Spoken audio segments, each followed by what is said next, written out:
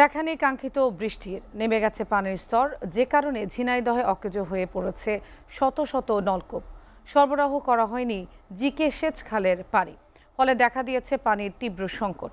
পানি সংকটে ক্ষতিগ্রস্ত হচ্ছে পাট, ধান সহ অন্যান্য ফসলের ক্ষেত। ঝিনাইদহ প্রতিনিধি ফয়সাল আহমেদের প্রতিবেদন। বৈশাখের প্রচণ্ড খরায় ফেটে চৌচির দিগন্তজোড়া ফসলের মাঠ। পানির অভাবে নষ্ট হচ্ছে বোরো ধান সহ বিভিন্ন ফসলের ক্ষেত। দীর্ঘদিন বৃষ্টি না হওয়ায় পানির স্তর নেমে গেছে নিচে। পানি উঠছে না শ্যালো মেশিন, পাম্প ও নলকূপে। সেচ পাম্পগুলো 8 থেকে 10 ফিট গর্ত করে নিচে নামিয়েও মিলছে না পানি। ক্ষতির দুশ্চিন্তায় উদ্বিগ্ন চাষিরা। মাটির ক্ষেত ফসল যা ছিল সবই শেষে নষ্ট হয়ে গেল। আমাদের বাসায় কোনো পরিবেশ নাই।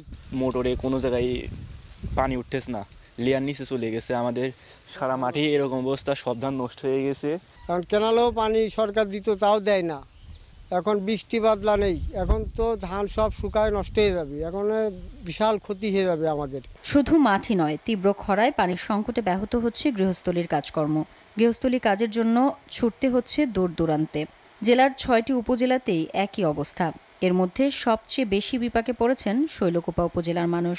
ওয়ালটন ফ্রিজ কিনে অনেকের মতো আপনিও হয়ে যেতে পারেন মিলেনিয়াল। সেরা পণ্যের সেরা অফার।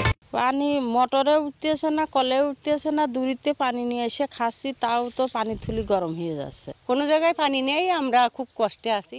আমাকে যদি একটা জল মোটর দিত, কি কোনো ভালো একটা মোটর দিত, তাহলে আমরা পানি খেয়ে বাঁচতাম। এগিলাম সরকার যদি আমাদের একটা ডিপ কলের ব্যবস্থা করতো, তাহলে আমাদের খুব সুবিধা হতো। সংকটের কথা স্বীকার করলেন জনস্বাস্থ্য প্রকৌশলী। জানান, প্রচণ্ড তাপদাহে পানির সমস্যা হয়েছে। বৃষ্টি হলেই এই সংকট কেটে যাবে বলছেন এই কর্মকর্তা।